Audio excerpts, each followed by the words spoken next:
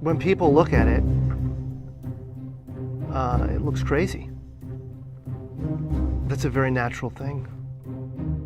Sometimes when we look at it, it looks crazy.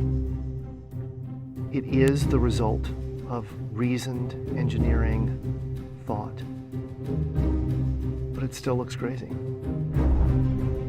From the top of the atmosphere down to the surface, it takes us 7 minutes.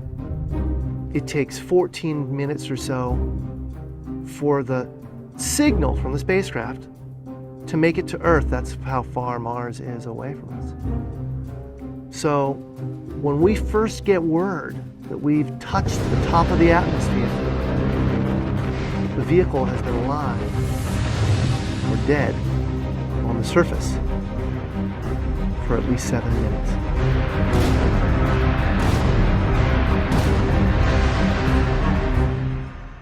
Entry, descent, and landing, also known as EDL, is referred to as the 7 minutes of terror because we've got literally 7 minutes to get from the top of the atmosphere to the surface of Mars, going from 13,000 miles an hour to 0 in perfect sequence, perfect choreography, perfect timing, and the computer has to do it all by itself with no help from the ground. If any one thing doesn't work just right, it's game over. We slam into the atmosphere and develop so much aerodynamic drag. Our heat shield, it heats up and it glows like the surface of the sun. 1,600 degrees. During entry, the vehicle is not only slowing down violently through the atmosphere, but also we are guiding it like an airplane to be able to land in a very narrow, constrained space. This is one of the biggest challenges that we're facing, and one that we had never attempted on Mars. Mars is actually really hard to slow down because it has just enough atmosphere that you have to deal with it. Otherwise, it will destroy your spacecraft. On the other hand, it doesn't have enough atmosphere to finish the job. We're still going about 1,000 miles an hour. So at that point, we use a parachute. The parachute is the largest and strongest supersonic parachute that we've ever built to date. It has to be able to withstand 65,000 pounds of force, even though the parachute itself only weighs about 100 pounds. When it opens up that fast, it's a neck-snapping 9 Gs. At that point, we have to get that heat shield off. It's like a big lens cap blocking our view of the ground to the radar. The radar has to take just the right altitude and velocity measurements at just the right time, or the rest of the landing sequence won't work. This big, huge parachute that we've got, it'll only slow us down to about 200 miles an hour. And that's not slow enough to land.